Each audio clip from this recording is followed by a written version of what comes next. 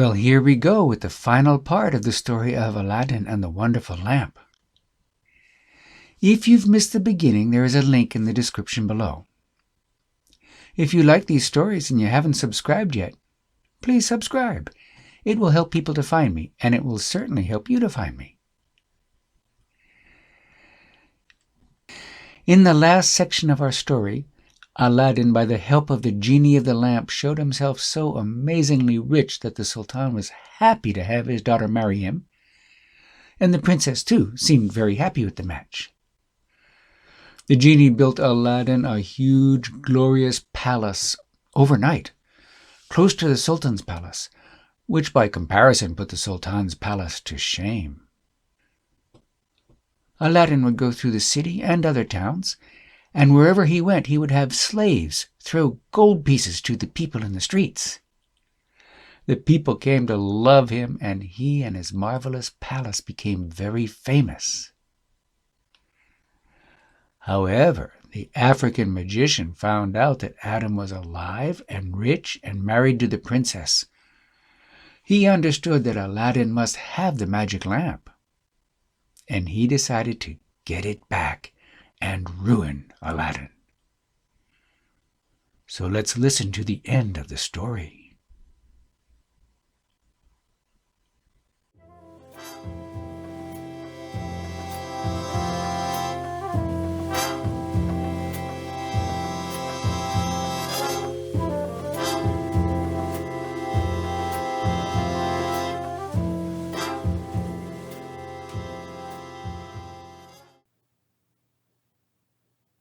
It was Aladdin's misfortune at that time to be absent in the chase for 8 days, and only 3 were expired, which the magician came to know.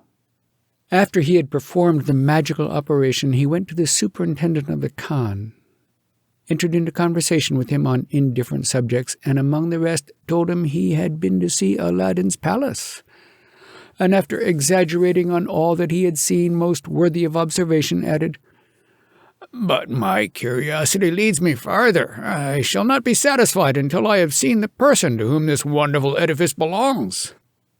"That will be no difficult matter," replied the master of the Khan. "There is not a day passes but he gives an opportunity when he is in town. But at present he has been gone these 3 days on a hunting match, which will last 8. The magician wanted to know no more. He took his leave of the superintendent of the Khan, and returning to his own chamber, said to himself, "This is an opportunity I ought by no means to neglect." To that end, he went to a coppersmith and asked for 12 copper lamps. The master of the shop told him he had not so many by him, but if he would have patience till the next day, he would have them ready. The magician appointed his time, and desired him to take care that they should be handsome and well polished. After promising to pay him well, he returned to his inn. The next day, the magician called for the 12 lamps, paid the man his full price, put them into a basket which he bought on purpose, and with the basket hanging on his arm went directly to Aladdin's palace. As he approached, beginning to cry, "Who will change old lamps for new ones?" As he went along, a crowd of children collected, who hooted and thought him, as did all who chanced to be passing by, a madman or a fool. The African magician regarded not their scoffs, hootings, or all they could say to him, but still continued crying, "Who will change old lamps for new?"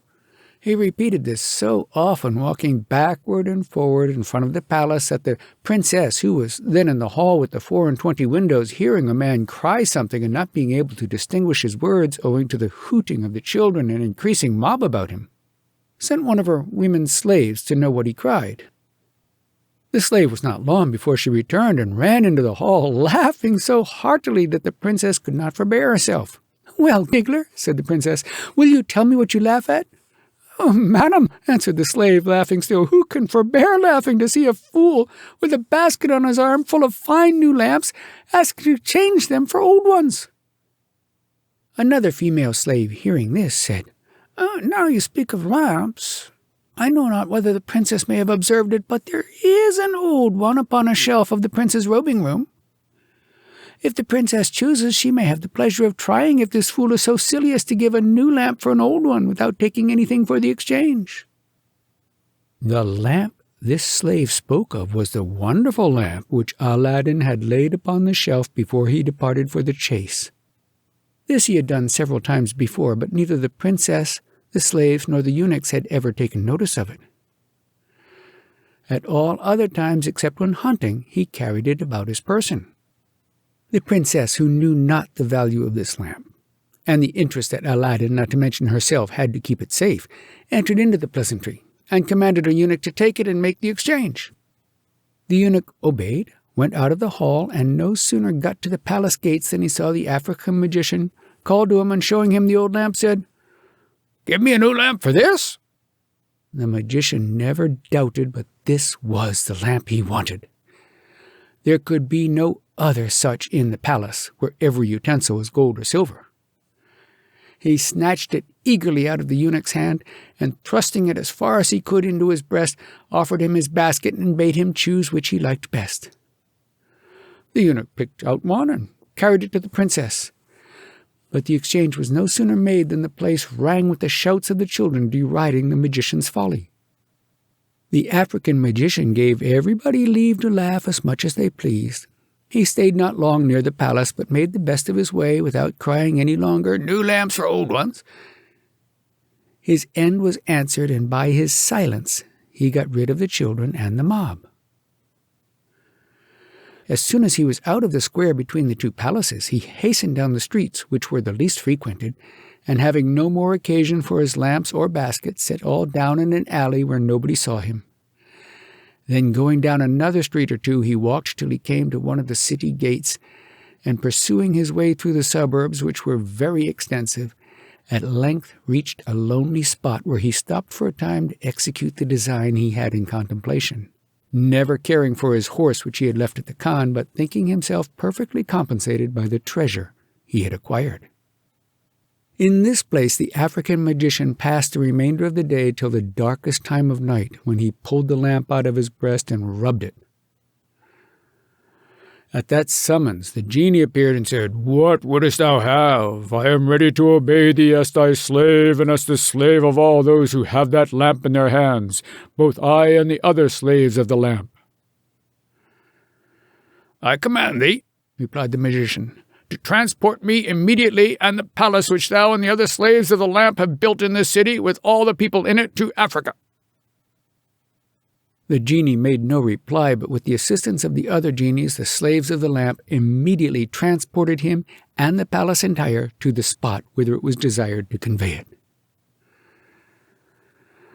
As soon as the Sultan rose the next morning, according to custom, he went into his closet to have the pleasure of contemplating and admiring Aladdin's palace, but when he first looked that way, and instead of a palace saw an empty space, such as it was before the palace was built, he thought he was mistaken, and rubbed his eyes, but when he looked again, he still saw nothing more the second time than the first.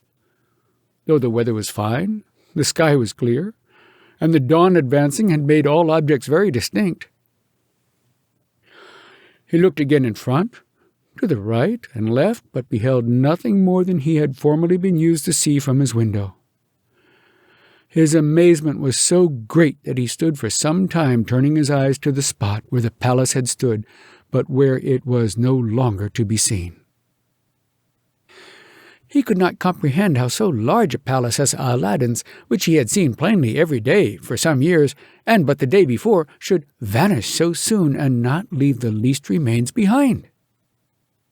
"Certainly," he said to himself, "I am not mistaken. It stood there. If it had fallen, the materials would have lain in heaps, and if it had been swallowed up by an earthquake, there would be some mark left." At last he retired to his apartment, not without looking behind him before he quitted the spot, ordered the Grand Vizier to be sent for with expedition, and in the meantime sat down, his mind agitated by so many different conjectures that he knew not what to resolve. The Grand Vizier did not make the Sultan wait long for him, but came with so much precipitation that neither he nor his attendants, as they passed, missed Aladdin's palace. Neither did the porters, when they opened the palace gates, observe any alteration.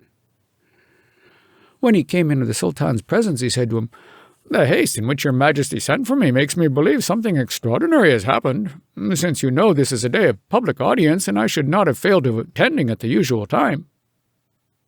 "Indeed," said the Sultan. "It is something very extraordinary, as you say, and you will allow it to be so. Tell me, what is become of Aladdin's palace?" "His palace?" replied the Grand Vizier in amazement. "I thought as I passed it, it stood in its usual place." "Go into my closet," said the Sultan, "and tell me if you can see it."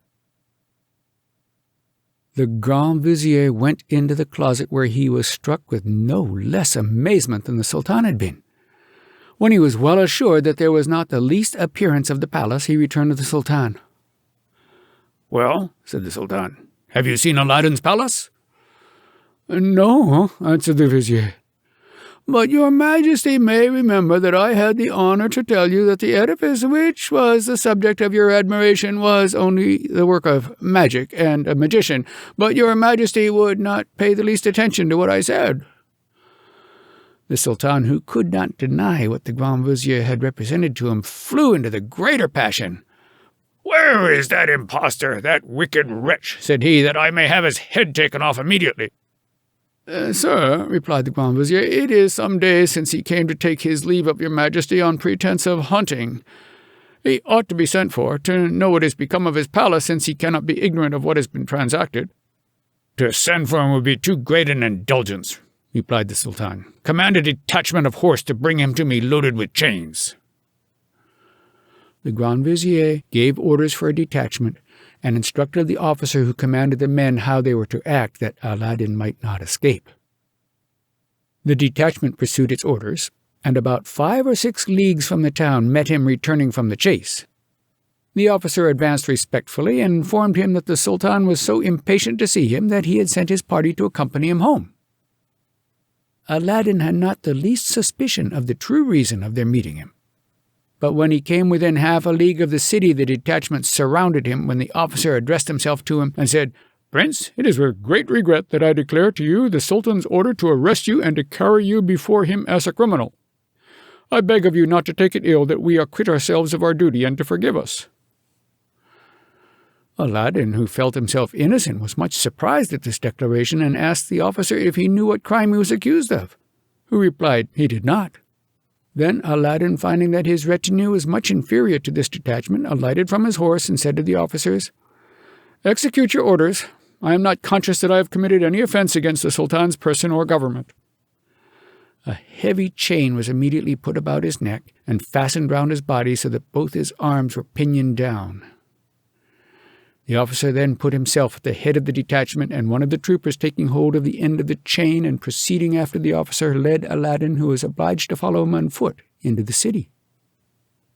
When this detachment entered the suburbs, the people who saw Aladdin thus led as a state criminal never doubted but that his head was to be cut off. And as he was generally beloved, some took sabres and other arms, and those who had none gathered stones and followed the escort. Their numbers presently increased so much that the soldiery began to think it would be well if they could get into the Sultan's palace before Aladdin was rescued, to prevent which, according to the different extent of the streets, they took care to cover the ground by extending or closing. In this matter they with much difficulty arrived at the palace square, and there drew up in a line till their officer and troopers with Aladdin had got within the gates, which were immediately shut. Aladdin was carried before the Sultan, who waited for him, attended by the Grand Vizier, and as soon as he saw him, he ordered the executioner, who waited there for the purpose, to strike off his head without hearing him or giving him leave to clear himself. As soon as the executioner had taken off the chain that was fastened about Aladdin's neck and body, he made the supposed criminal kneel down and tied a bandage over his eyes.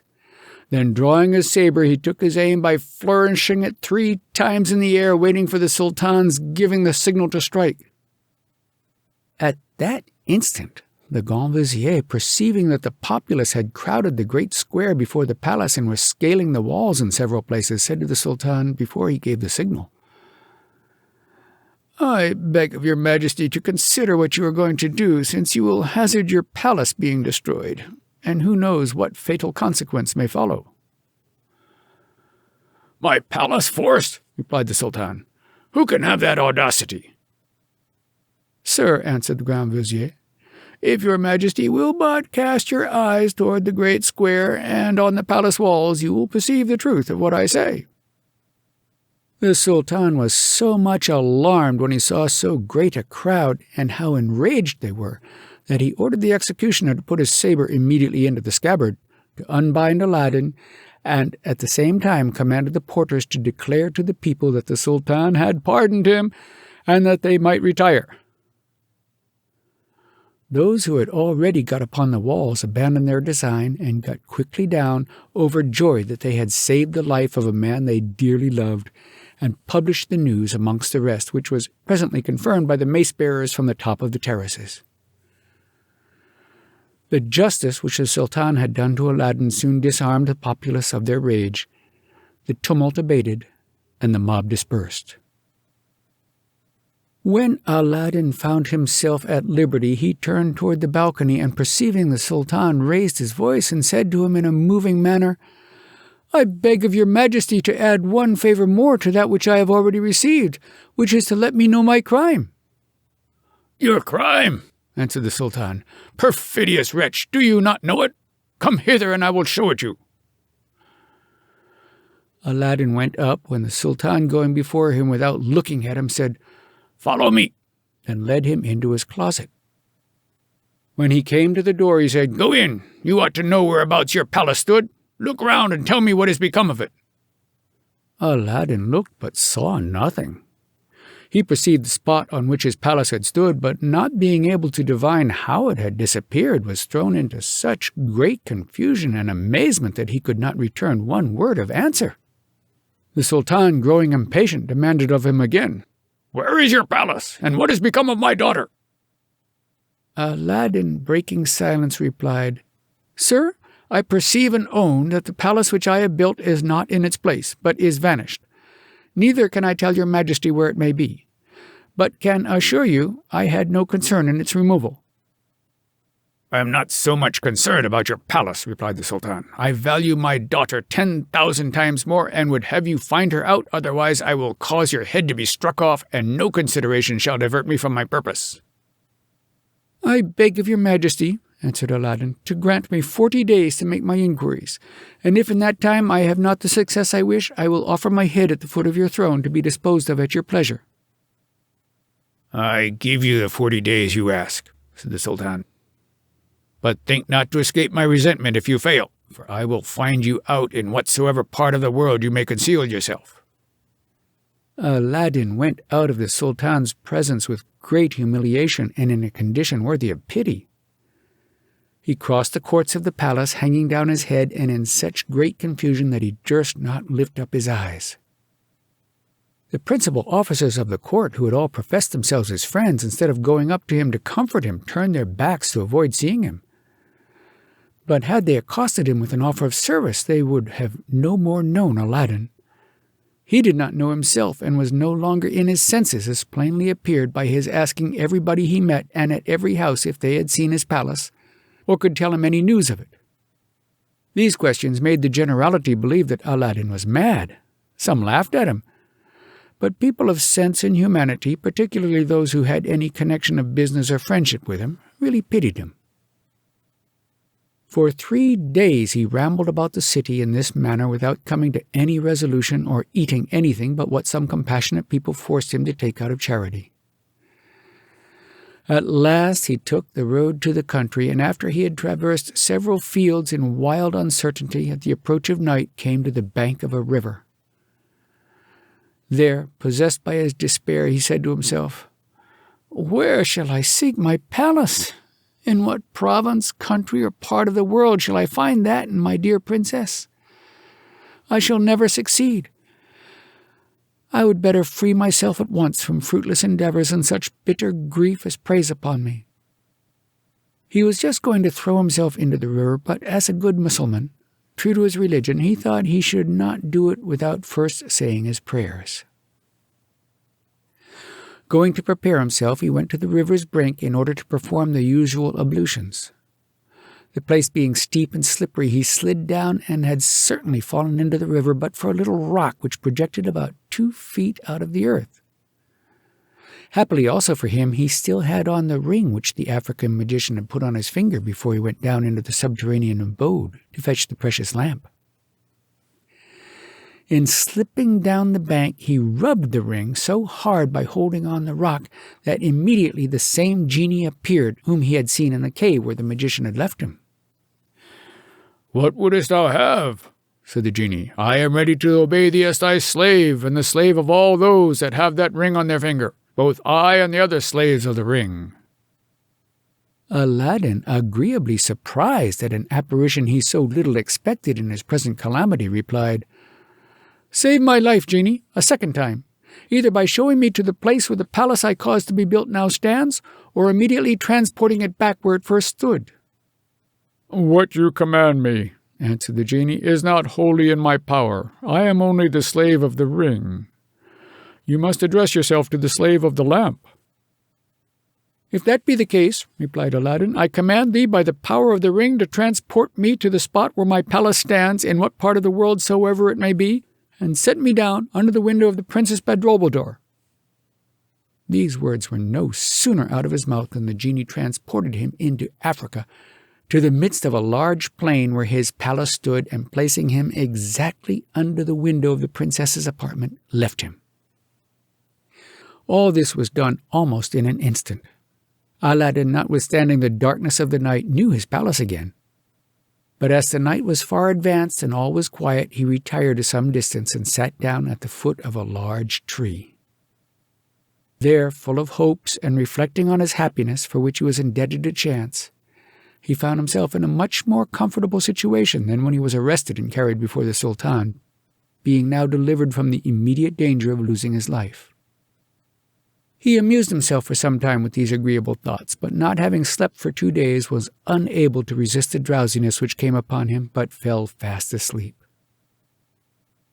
The next morning, as day appeared, Aladdin was agreeably wakened by the singing of not only the birds which had roosted in the tree under which he had passed the night, but also of those which frequented the thick groves of the palace garden. When he cast his eyes on that wonderful edifice, he felt inexpressible joy at thinking he might soon be master of it again, and once more greet his dear Princess Bedrobledor. Pleased with these hopes, he immediately arose, went toward the princess's apartment, and walked some time under her window, in expectation of her rising that he might see her. During this expectation, he began to consider with himself whence the cause of his misfortune had proceeded, and after mature reflection no longer doubted that it was owing to having trusted the lamp out of his sight. He accused himself of negligence in letting it be a moment away from him. But what puzzled him most was that he could not imagine who had been so envious of his happiness. He would soon have guessed this if he had known that both he and his palace were now in Africa, the very name of which would soon have made him remember the magician, his declared enemy. But the genie, the slave of the ring, had not made mention of the name of the country, nor had Aladdin inquired.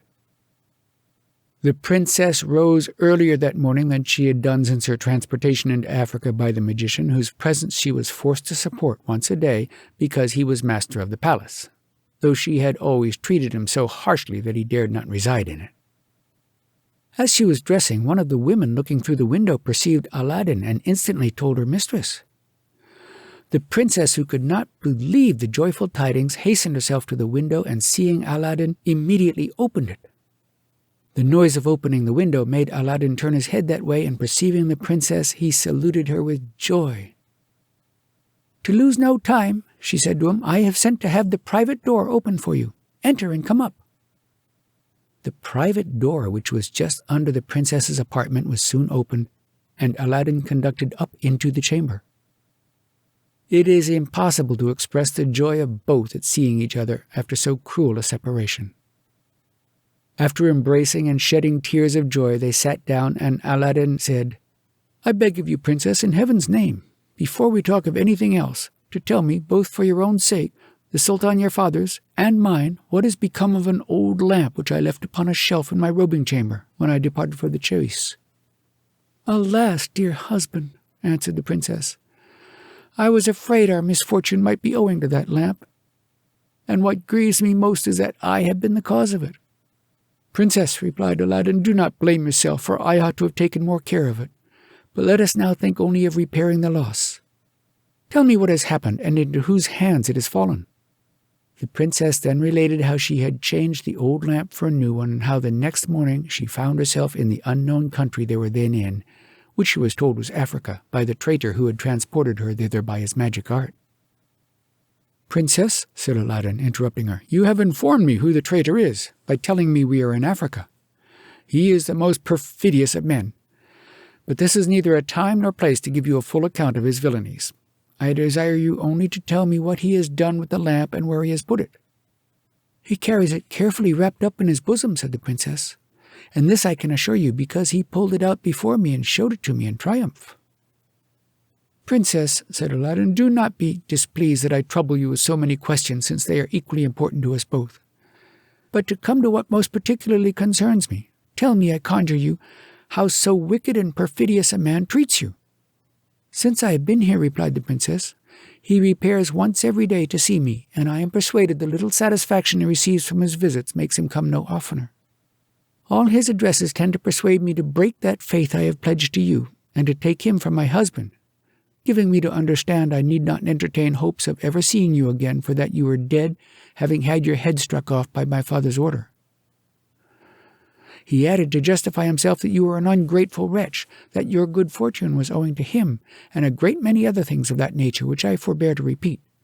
But as he received no other answer from me but grievous complaints and tears, he was always forced to retire with as little satisfaction as he came. I doubt not his intention is to allow me time to overcome my grief, in hopes that afterward I may change my sentiments. But my dear husband's presence removes all my apprehensions." "I am confident my attempts to punish the magician will not be in vain," replied Aladdin, "since my princess's fears are removed, and I think I have found the means to deliver you from both your enemy and mine. To execute this design, it is necessary for me to go into the town. I shall return by noon, will then communicate my design and what must be done by you to ensure success. But that you may not be surprised, I think it proper to acquaint you that I shall change my apparel, and beg of you to give orders that I may not wait long at the private door, but that it may be opened at the first knock." When Aladdin was out of the palace, he looked round him on all sides, and perceiving a peasant going into the country, hastened after him, and when he had overtaken him, made a proposal to him to change habits, which the man agreed to. When they had made the exchange, the countryman went about his business, and Aladdin to the city. After traversing several streets, he came to that part of the town where all descriptions of merchants had their particular streets, according to their trades. He went into that of the druggists, and going into one of the largest and best furnished shops, asked the druggist if he had a certain powder which he named. The druggist, judging Aladdin by his habit to be very poor and that he had not money enough to pay for it, told him he had it, but that it was very dear.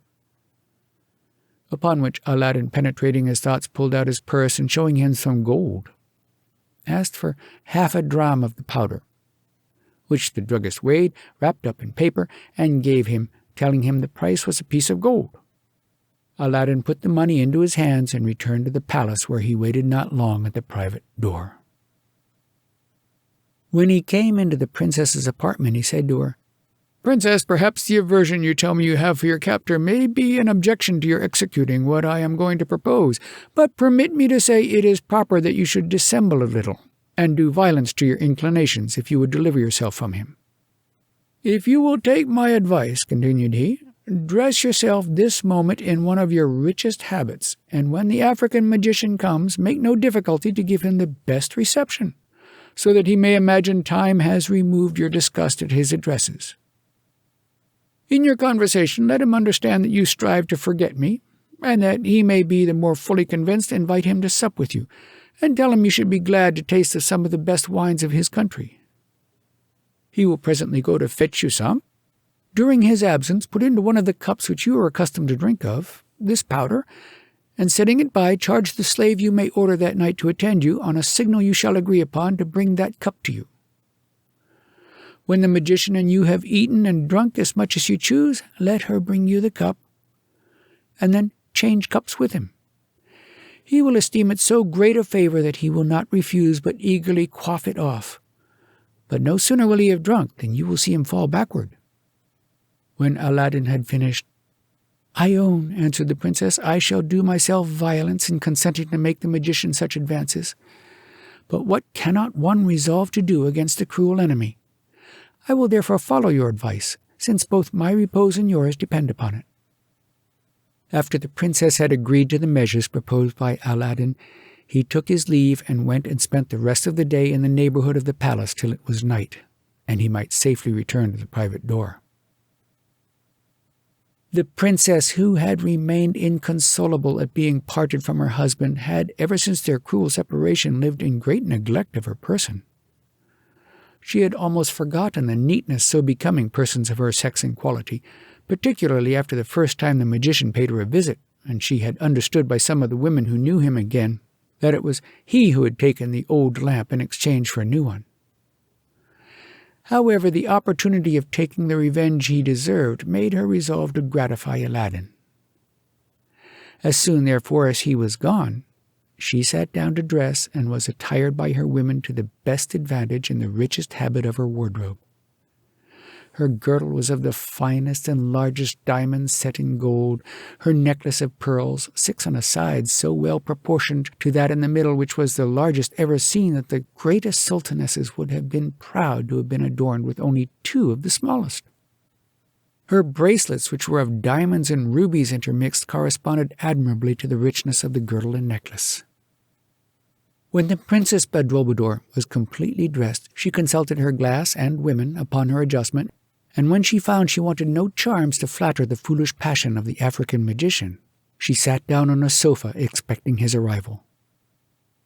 The magician came at the usual hour, and as soon as he entered the great hall where the princess waited to receive him, she rose with an enchanting grace and smile, and pointed with her hand to the most honorable place, waiting till he sat down that she might sit at the same time, which was a civility she had never shown him before.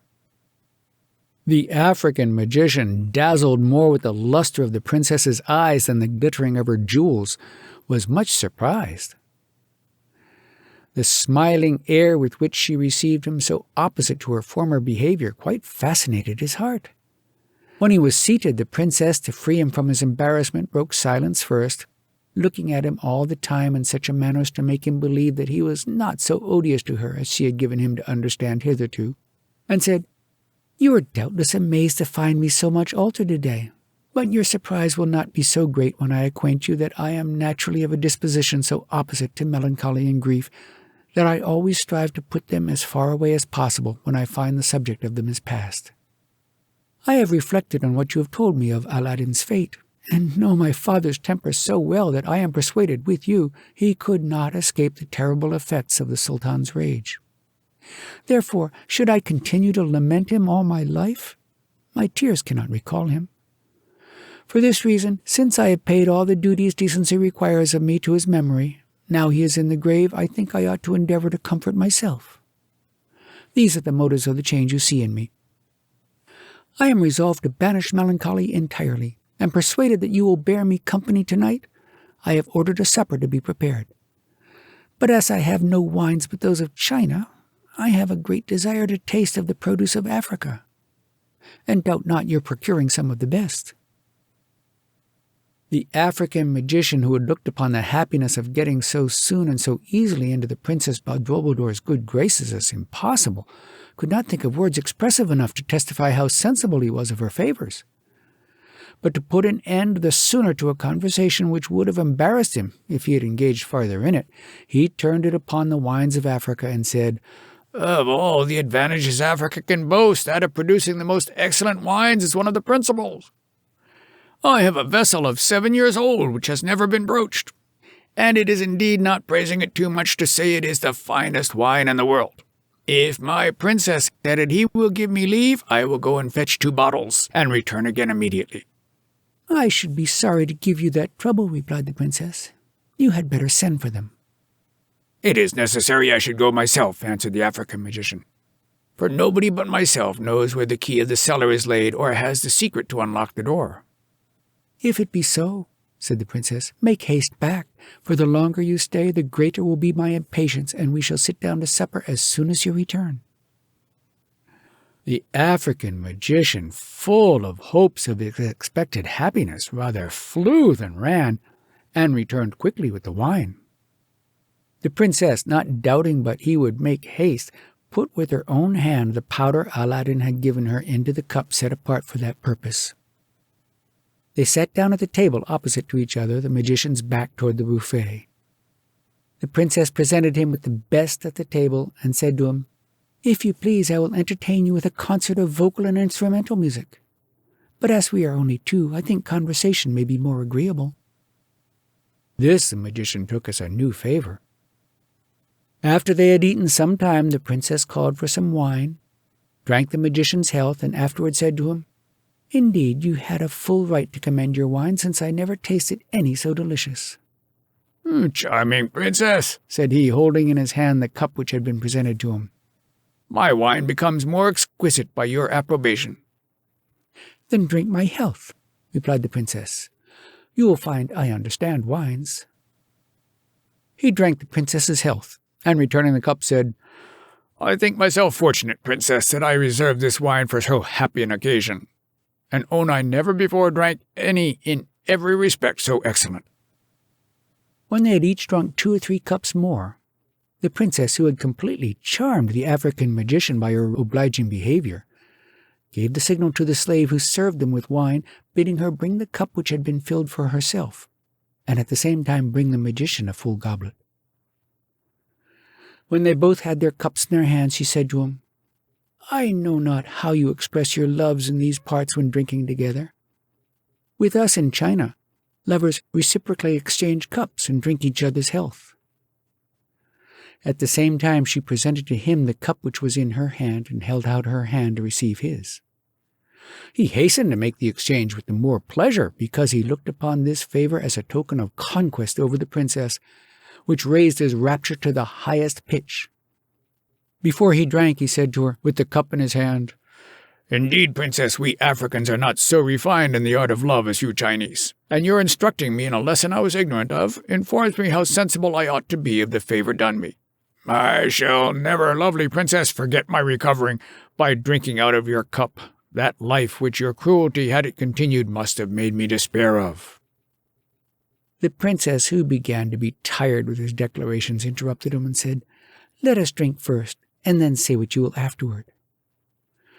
At the same time she set the cup to her lips, while the African magician, who was eager to get his wine off first, drank up the very last drop.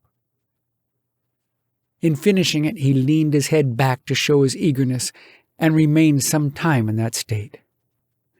The princess kept the cup at her lips till she saw his eyes turn in his head, when he fell backward lifeless on the sofa.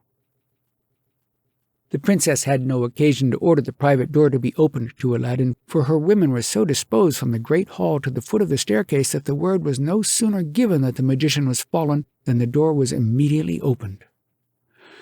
As soon as Aladdin entered the hall, he saw the magician stretched backward on the sofa. The princess rose from her seat and ran overjoyed to embrace him, but he stopped her and said, "Princess, it is not yet time.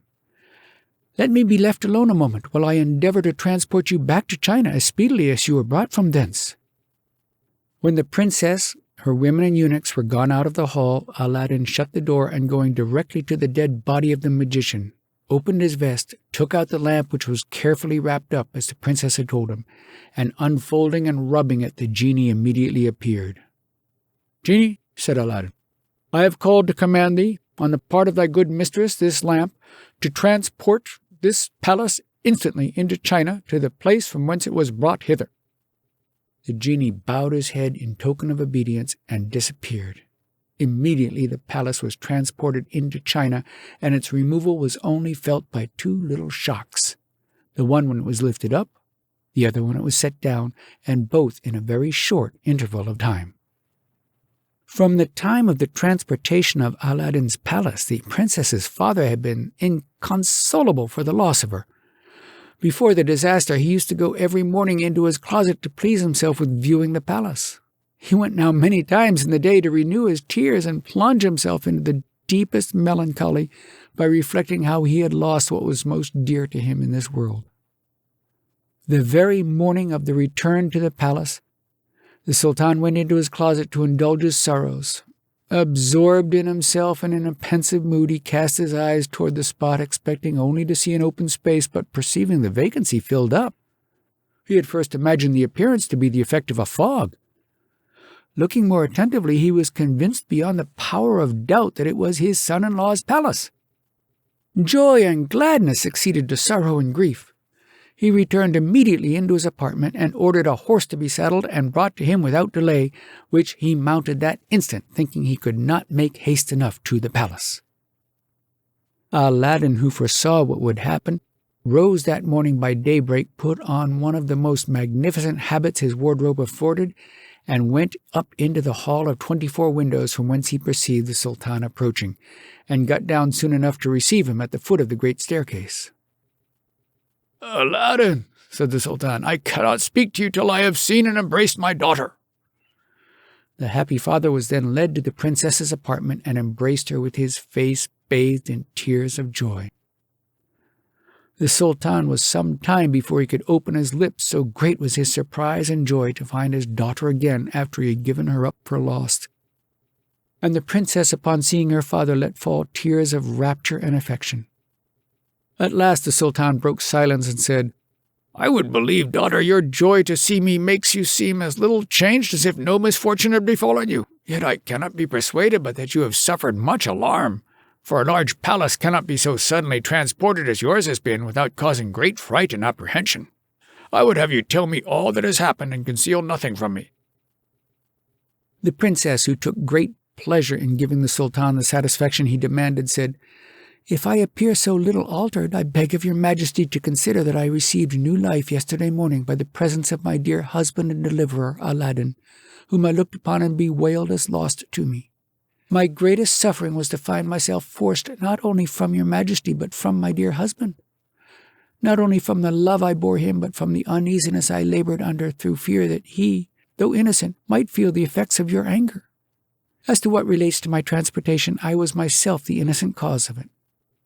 To persuade the Sultan of the truth of what she said, she gave him a full account of how the African magician had disguised himself and offered to change new lamps for old ones, how she had amused herself in making that exchange, how the palace and herself were carried away and transported into Africa with the magician who was recognized by 2 of her women and the eunuch who made the exchange of the lamp.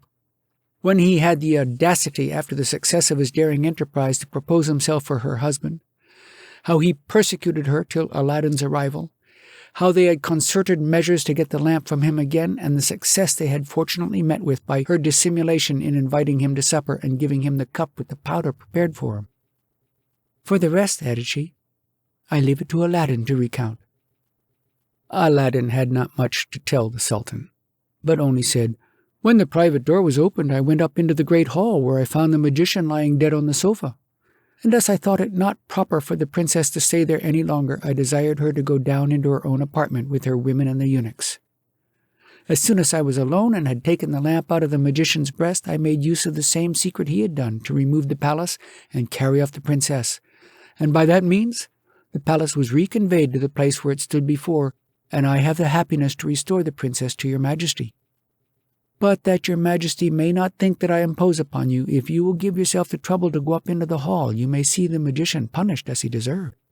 The Sultan rose instantly and went into the hall, where, when he saw the African magician dead and his face already livid by the strength of the poison, he embraced Aladdin with great tenderness and said, "My son, be not displeased at my proceedings against you. They arose from my paternal love, and therefore you ought to forgive the excesses to which it hurried me." "Sir," replied Aladdin, "I have not the least reason to complain of your majesty's conduct, since you did nothing but what your duty required. This infamous magician, the basest of men, was the sole cause of my misfortune. When your majesty has leisure, I will give you an account of another villainous action he was guilty of toward me, which was no less black and base than this." "I will take an opportunity, and that very shortly," replied the Sultan, "to hear it. But in the meantime, let us think only of rejoicing."